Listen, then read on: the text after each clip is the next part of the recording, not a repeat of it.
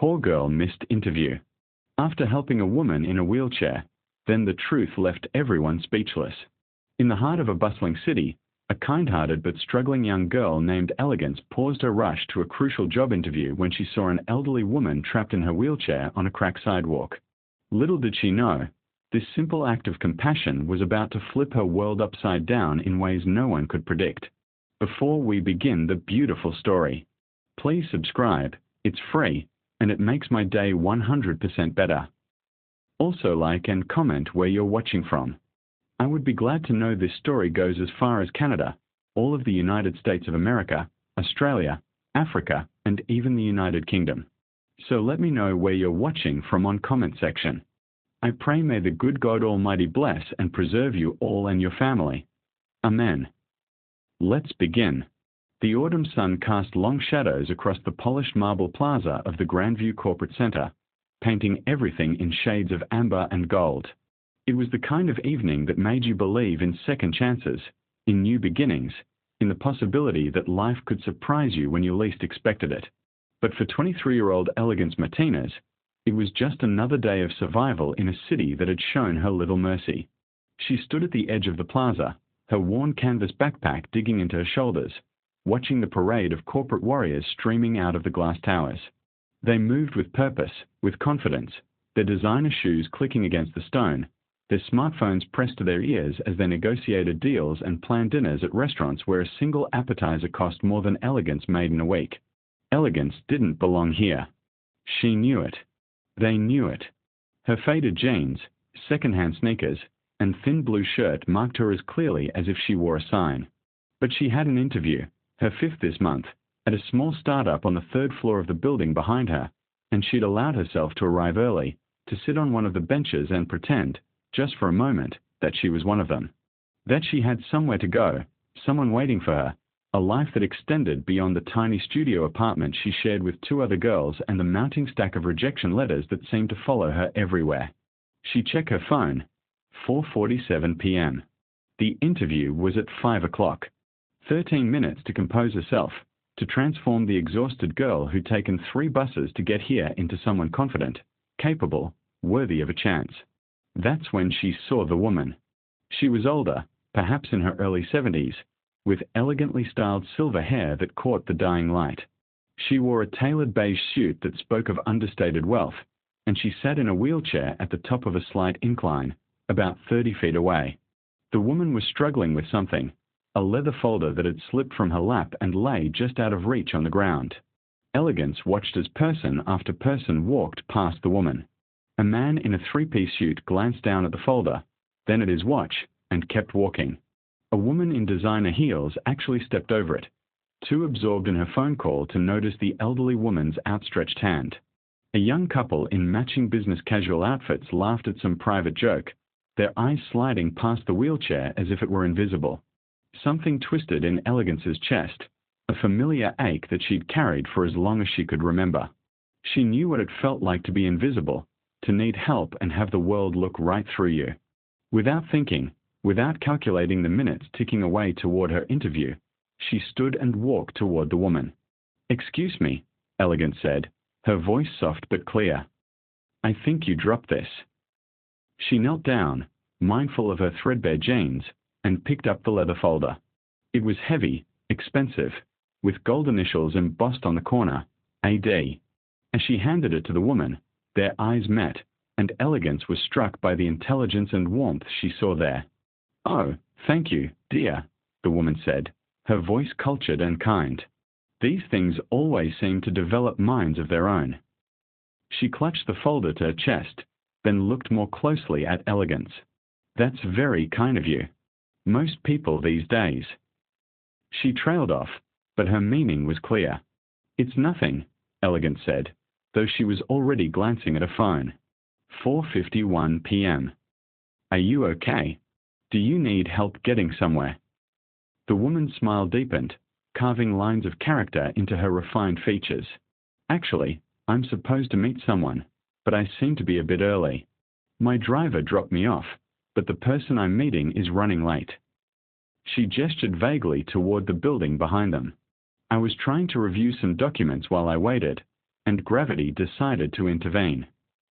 Elegance laughed despite herself. There was something about this woman, a dignity, a grace, that made her want to linger, even though every rational part of her brain was screaming about the interview. "I'm Dorothy," the woman said, extending a hand that bore several elegant rings. "Dorothy Anderson." "Elegance Martinez," she replied, shaking the offered hand. The woman's grip was surprisingly firm. "Elegance," Dorothy repeated, as if tasting the name. "What a beautiful name. Does it suit you, I wonder?" The question caught Elegance off guard. Most people, when they heard her name, made jokes or assumptions. Her mother had named her Elegance because she'd wanted her daughter to aspire to something beautiful, something refined, something more than the poverty that had defined their own lives. But life had a way of mocking such aspirations. "I try," Elegance said simply.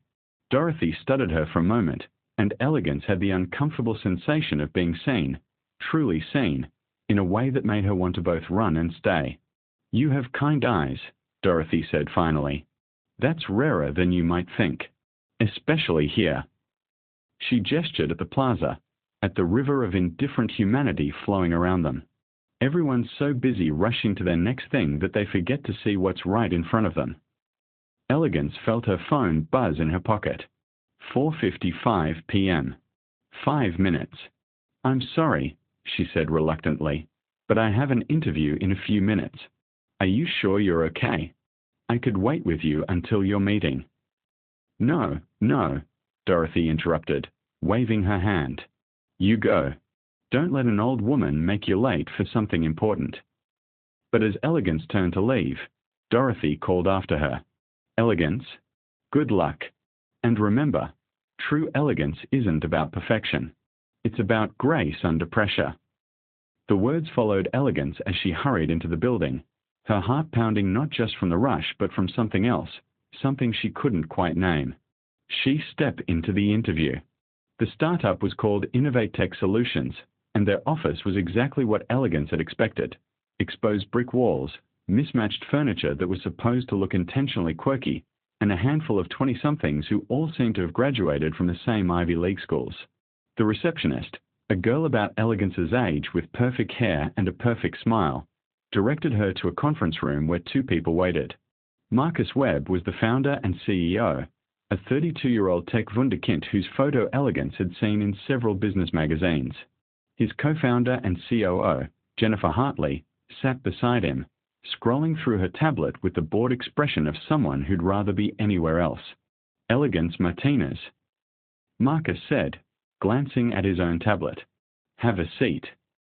She sat, pulling out the portfolio she'd carefully assembled, samples of her work, letters of recommendation from her community college professors, a transcript that showed straight A's despite the fact that she'd worked 2 jobs throughout her education.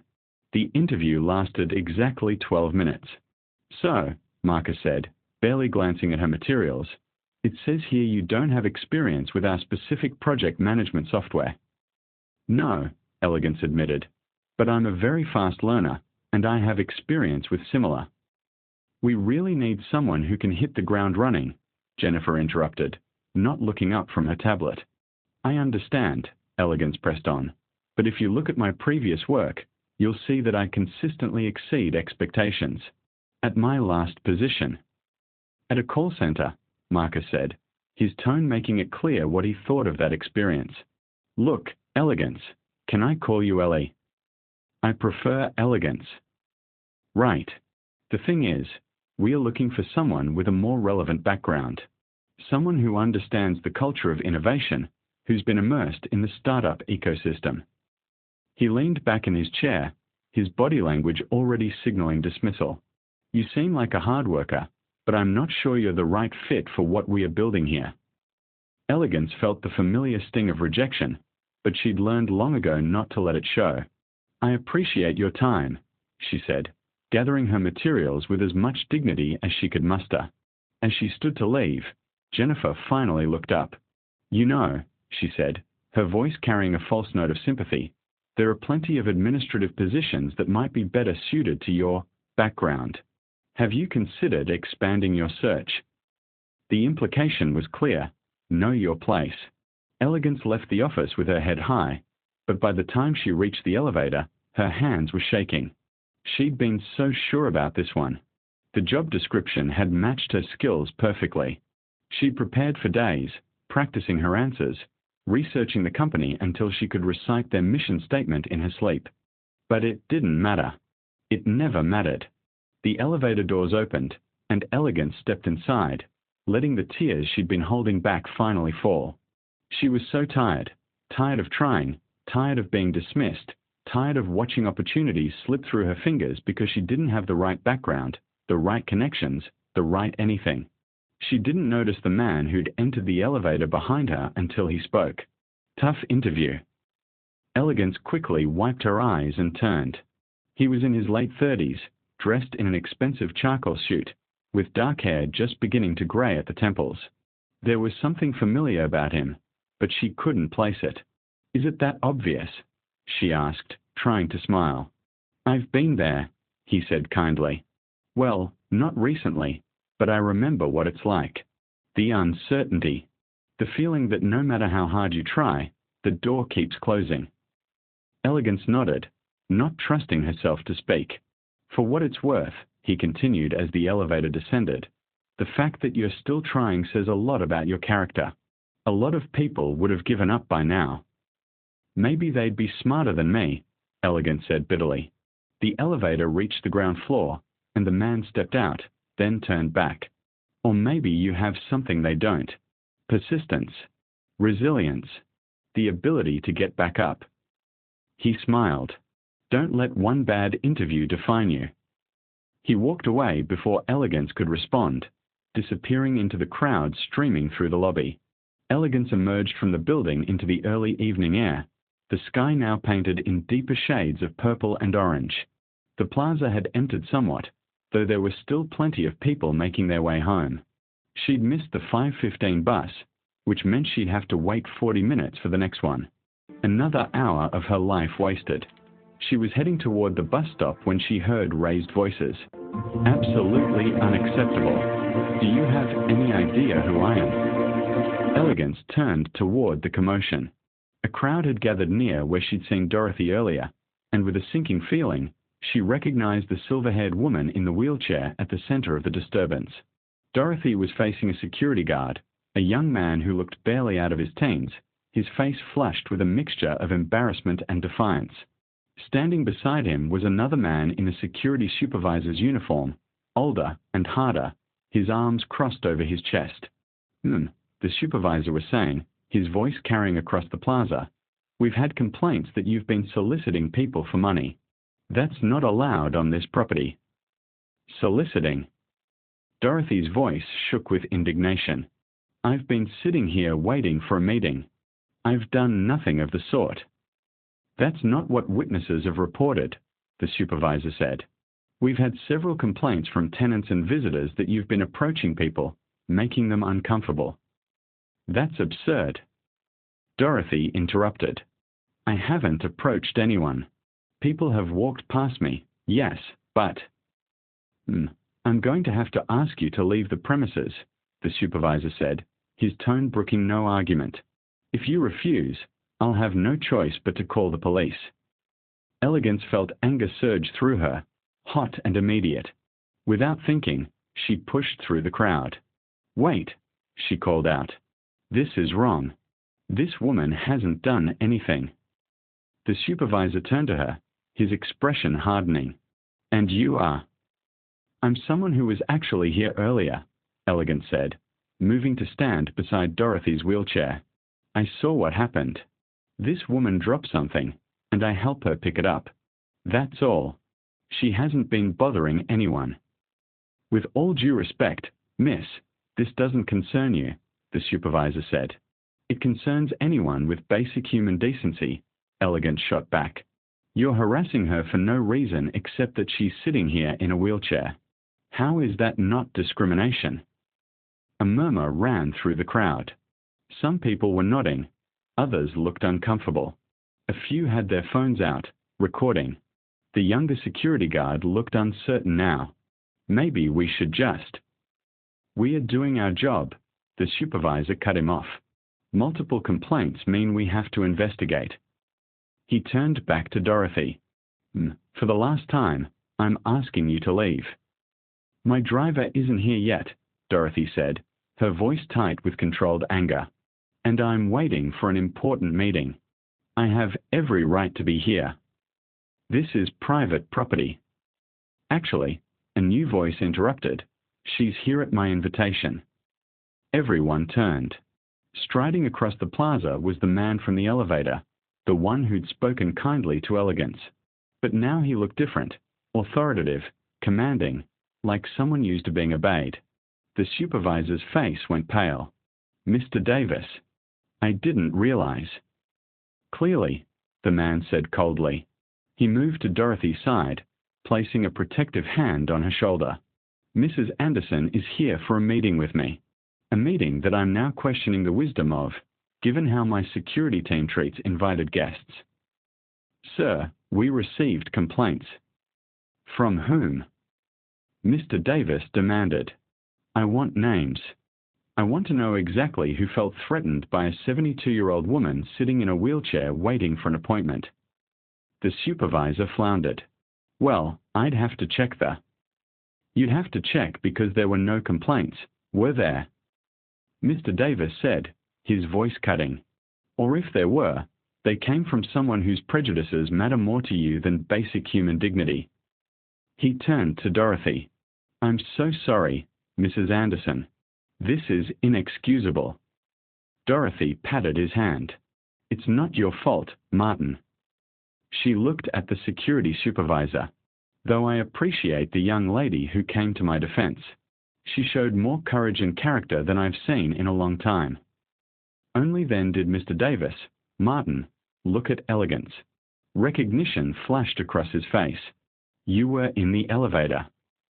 I was just trying to help, Elegance said quietly, suddenly aware of the crowd, the phones, the attention. I'm not sure help covers it, Dorothy said warmly. You stood up for a stranger when no one else would. That takes real courage. The crowd was dispersing now, the show apparently over. The security supervisor was trying to apologize, but Martin Davis cut him off. We'll discuss this later, he said. In my office. With HR present. The unspoken threat hung in the air. As the security guards retreated, Martin turned to Elegance. I didn't catch your name earlier. Elegance Martinez. Elegance, Dorothy said, her eyes brightening. The young woman who helped me before. Martin, this is the girl I was telling you about on the phone. The one with the kind eyes. Something passed between them, some silent communication that Elegance couldn't interpret. Is that so? Martin said slowly, studying Elegance with new interest. That's quite a coincidence. Or fate, Dorothy said with a small smile. I should probably go, Elegance said, uncomfortable with their attention. My bus. Nonsense, Dorothy interrupted. The least we can do is offer you a ride. Where are you headed? Really, it's not necessary. I insist, Dorothy said firmly. Martin, don't you insist? Martin Davis, and Elegance suddenly realized why that name was familiar. She'd seen it on the building directory, at the very top, CEO of Davis Industries, smiled. I absolutely insist. It's the least we can do after you stood up for Mrs. Anderson. And after you had such a difficult interview, Dorothy added gently. Elegance stared at her. How did you? Your eyes, Dorothy said simply. They were hopeful earlier. Now they're hurt. It doesn't take a genius to figure out what happened in between. Before Elegance could formulate a response, a sleek black car pulled up to the curb. A driver in a crisp uniform stepped out and moved immediately to Dorothy's wheelchair. Thank you, James, Dorothy said as he helped her into the car. We'll be giving this young lady a ride home. Elegance wanted to protest, but something stopped her. Maybe it was exhaustion. Maybe it was curiosity. Maybe it was the way Dorothy looked at her, as if she saw something valuable, something worth protecting. She climbed into the car.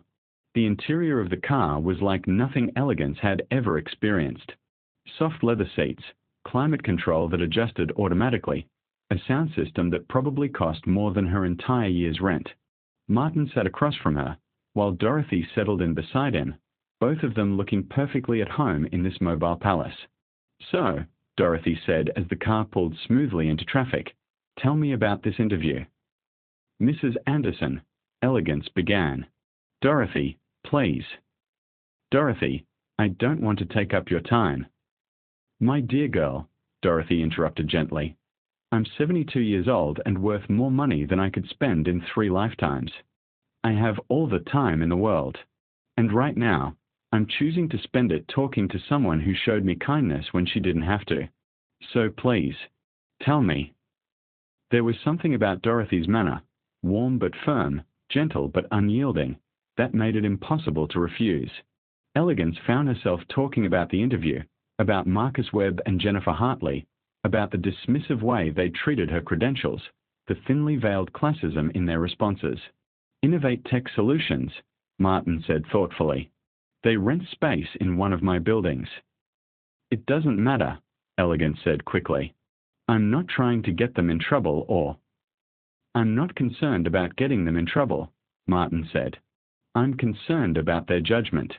Anyone who would dismiss a candidate without thoroughly reviewing their qualifications isn't building something innovative. They're building an echo chamber." "That's very generous," Elegance said. "But the truth is, they're probably right. I don't have the background they're looking for. I don't have the connections, the prestigious university degree, the privilege," Dorothy finished quietly. "That's what you're really saying, isn't it?" Elegance met her eyes and saw understanding there. "Yes." "Do you know what I see when I look at you?" Dorothy asked. "I see someone who's fought for everything she has, who's taken 3 buses to get to an interview, who's worked 2 jobs while maintaining perfect grades, who stopped to help a stranger even when she had somewhere important to be." She leaned forward slightly. "Do you know how rare that is? Real character? Most people talk about it. You live it." "That doesn't pay the bills," Elegance said, trying to smile but feeling the weight of too many disappointments pressing down on her. "Where do you live?" Martin asked. Elegance gave the address, and she saw something flicker across his face. He knew that neighborhood. Everyone in the city knew that neighborhood, the one where rent was cheap because everything else was broken. They drove in silence for a few minutes, and Elegance watched the city transform outside her window. They passed from the gleaming corporate district through the commercial zones, past the residential areas where the houses got progressively smaller and less maintained, until finally they entered her neighborhood, where chain-link fences and barred windows were standard features. "Here's fine," Elegance said as they approached her building. She didn't want them to see exactly where she lived, didn't want their pity. But James, the driver, pulled up directly in front of her building anyway. It looked worse than usual in the fading light, the cracked stucco, the broken intercom, the gang tag someone had spray-painted on the wall last week. "Thank you for the ride," Elegance said, reaching for the door handle. "And for everything." "Elegance, wait," Dorothy said. She reached into her purse and pulled out a business card. "This is my personal number. Call me tomorrow."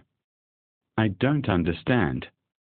"Call me," Dorothy repeated. "Around 10 o'clock. We'll talk." "About what?"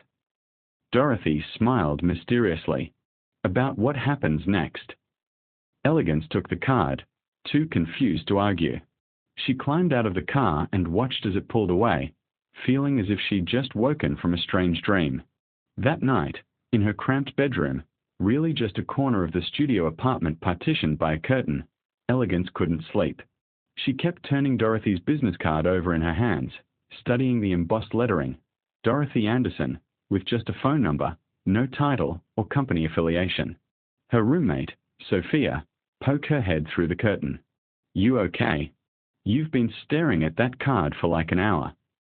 Elegance told her about the day, about helping Dorothy, about the interview, about the confrontation, about the mysterious ride home. "Wait," Sophia said, her eyes widening. "Martin Davis? De Martin Davis? Of Davis Industries." I guess. Sophia grabbed her laptop and within seconds had pulled up a web page. Oh my God, elegance. Look. The screen showed a professional photo of Martin Davis above a Forbes article, the self-made billionaire who's reshaping corporate philanthropy. The article went on to detail his rise from poverty to incredible wealth, his innovative approach to business, and his commitment to giving back. He's worth like $4 billion, Sophia breathed. And he gave you a ride home. Elegance stared at the screen, her mind reeling. I don't understand. Why would he? Keep reading, Sophia said, scrolling down. There was a section about Martin's mother, Angela Davis, A.D. Elegance realized with a start, remembering the initials on Dorothy's folder. Martin Davis credits his success to his mother, Angela Davis, who recently passed away at age 71 after a long battle with multiple sclerosis. Angela, who spent the last 15 years of her life in a wheelchair, was known for her philanthropy and her keen eye for talent. In her honor, Martin has established the Angela Davis Foundation, dedicated to providing opportunities for underprivileged youth. Elegance stopped reading. Dorothy Anderson, A.D., a woman in a wheelchair who seemed to see right through her, who talked about character and courage and, she's testing me, Elegance whispered. What? Dorothy. She's not just some random woman. She's testing people. Seeing who stops to help, who shows kindness, who, she looked at Sophia. That's why Martin Davis was there. That's why they gave me that card. They're looking for something. Looking for what? I don't know, Elegance admitted, but I'm going to find out. She didn't sleep at all that night. At exactly 10 a.m. the next morning, Elegance dialed the number on the card. Her hands were shaking so badly she almost dropped the phone twice. Dorothy answered on the second ring. Elegance. I was hoping you'd call. Dorothy, I looked up Martin Davis last night.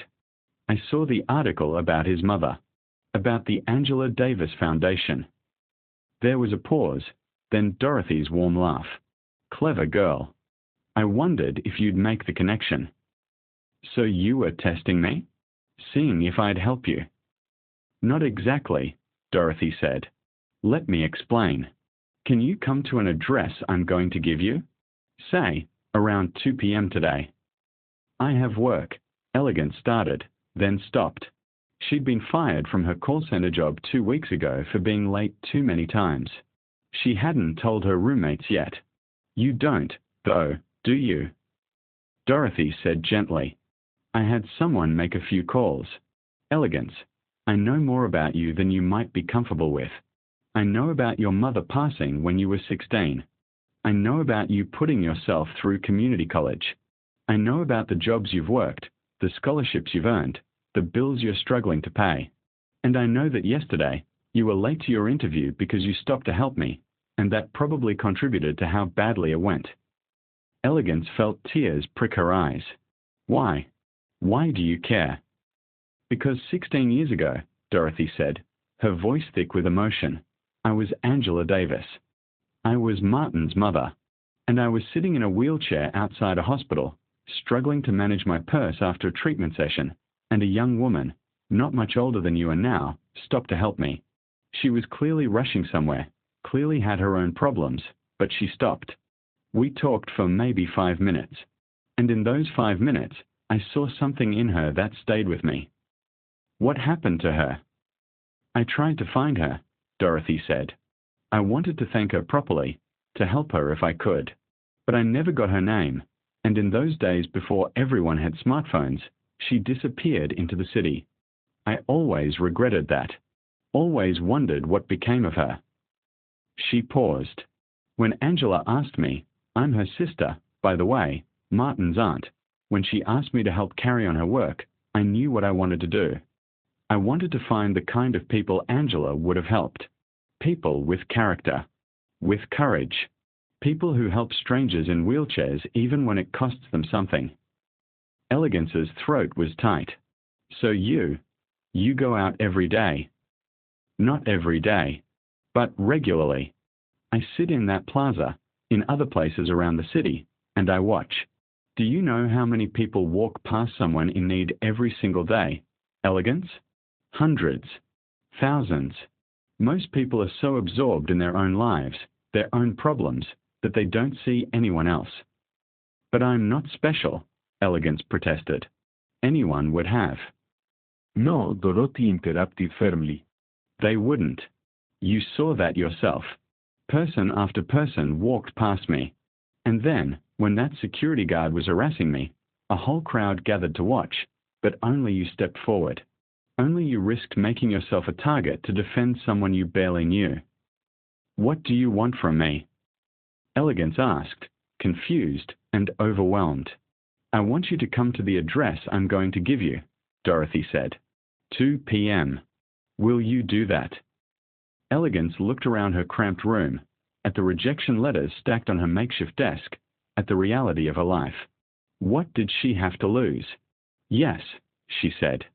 I'll be there. The address Dorothy had given her was in the heart of the city's business district, a modern building with floor-to-ceiling windows and a lobby that looked like it belonged in a five-star hotel. Elegance checked the address 3 times before entering, certain she'd made a mistake. But when she gave her name at the security desk, the guard smiled and directed her to the 15th floor. The Angela Davis Foundation. They're expecting you. The elevator ride felt like ascending to another world. When the doors opened, Elegance stepped into a space that took her breath away. The entire floor was an open, light-filled expanse with areas sectioned off by glass walls. But what struck her most were the people, dozens of them, young and old, all working at computers, talking in small groups, participating in what looked like classes or workshops. Elegance. Dorothy appeared from one of the glass-walled offices, moving toward her with surprising speed. Today she wasn't in a wheelchair but walking with a cane. You made it. Elegance stared. You're walking. Dorothy laughed. I have arthritis, and some days are worse than others. The wheelchair is for when my knees don't want to cooperate, which is more often than I'd like. But yes, I'm not entirely dependent on it. She linked her arm through Elegance's. Let me show you around. What followed was a revelation. Dorothy explained that the Angela Davis Foundation wasn't just a charity. It was a comprehensive program designed to identify people with potential who lacked opportunity. People who'd been overlooked, dismissed, or rejected by traditional systems. We find them in various ways, Dorothy explained as they walked through the space. Some are referred by community organizations. Some apply through our website. And some, she smiled at Elegance, we find the old-fashioned way. By watching. By seeing who they really are when no one's looking. They passed a classroom where a woman was teaching coding. In another area, someone was leading a session on financial literacy. In a third, Elegance saw people in business attire conducting what looked like mock interviews. We provide training, Dorothy continued. But more than that, we provide connections. Mentorship. Real opportunities with companies that have committed to looking beyond pedigree and privilege. Companies that understand that talent and character don't always come with Ivy League credentials. This is incredible, Elegance breathed. It is, Dorothy agreed. Angela dreamed of this for years, but she didn't live to see it fully realized. Martin made it happen, though. He built this as a tribute to her, to the opportunities she never had, to the kind of person she always was. She stopped, turning to face Elegance. And now we are offering you a place in it.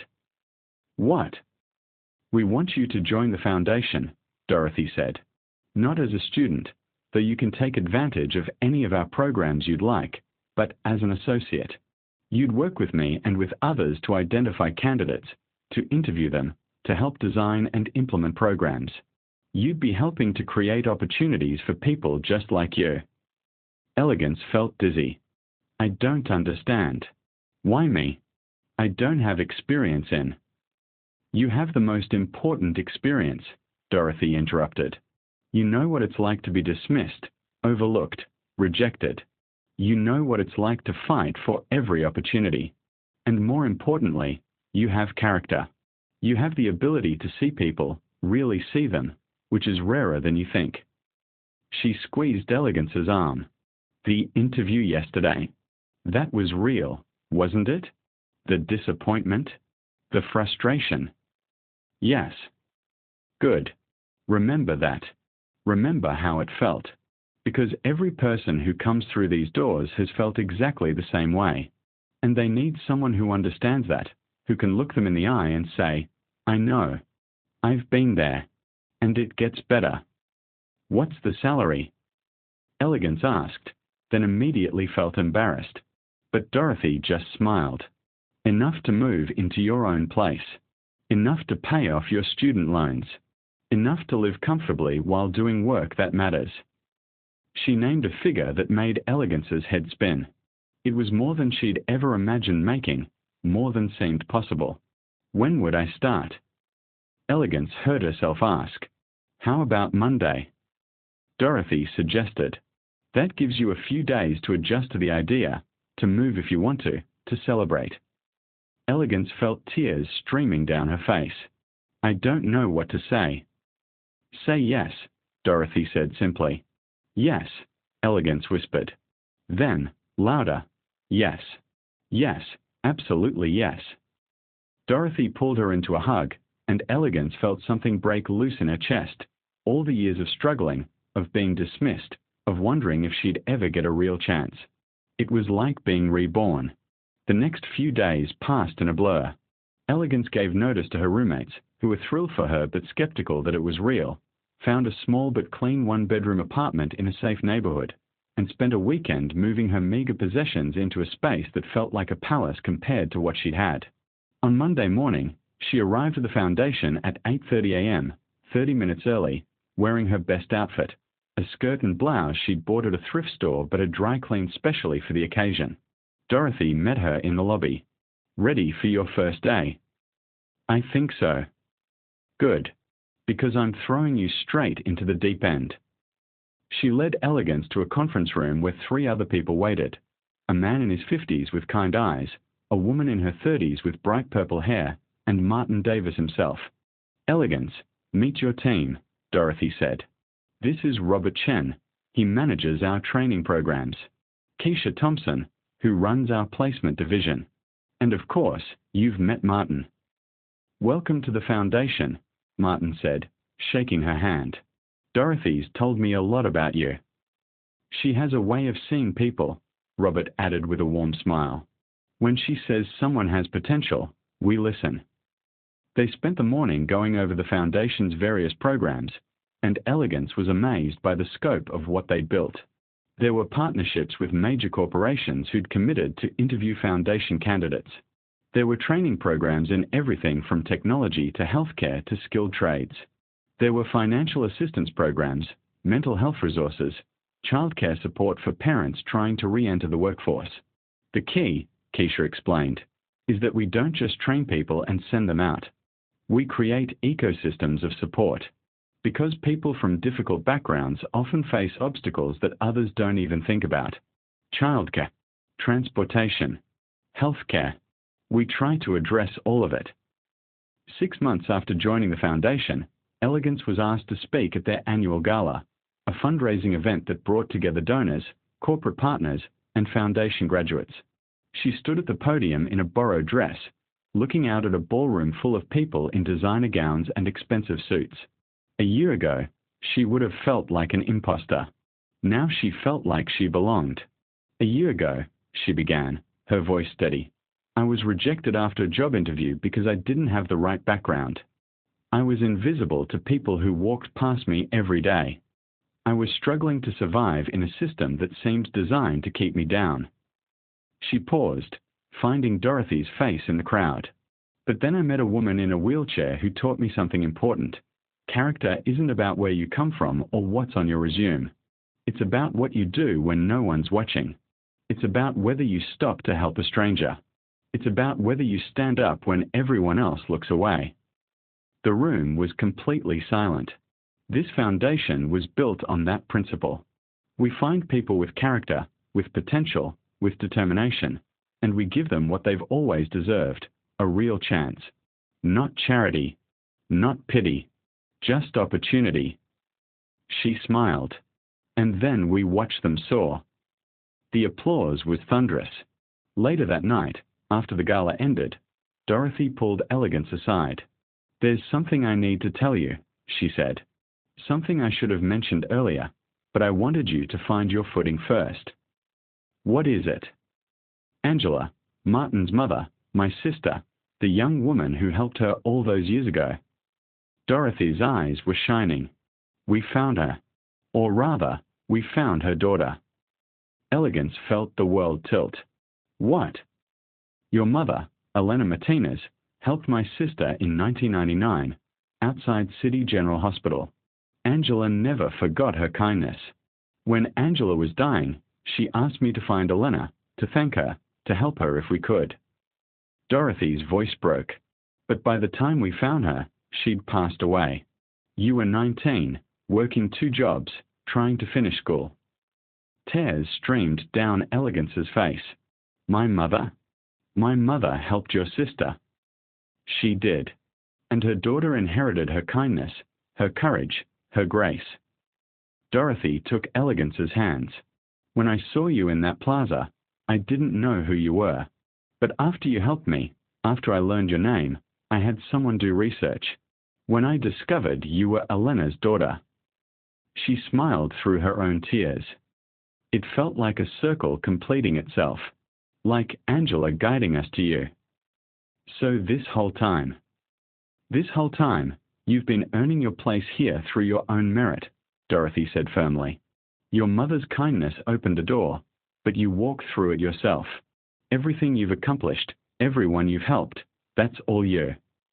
Elegance thought of her mother, who died when Elegance was just 16, who'd worked herself to exhaustion trying to provide a better life, who'd taught Elegance that kindness wasn't a luxury but a necessity, that how you treated people mattered more than anything else.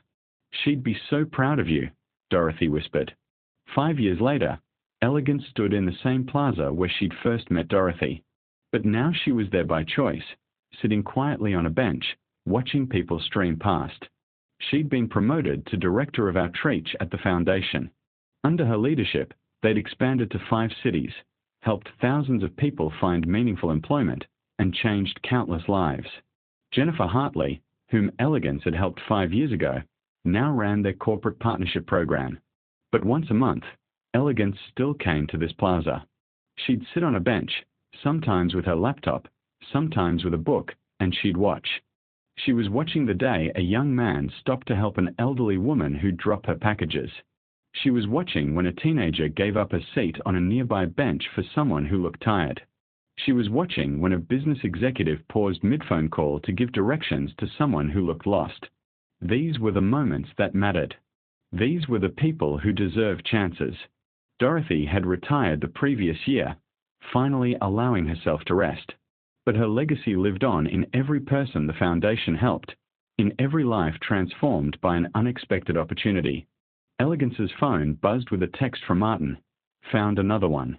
Young woman, help someone whose car broke down. Her name is Maya. Can you interview her tomorrow?" Elegance smiled and typed back, "Absolutely. Everyone deserves a chance."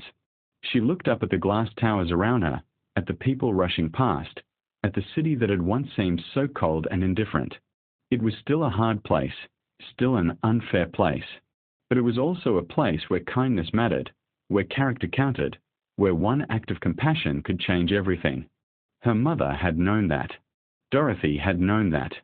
And now Elegance knew it too.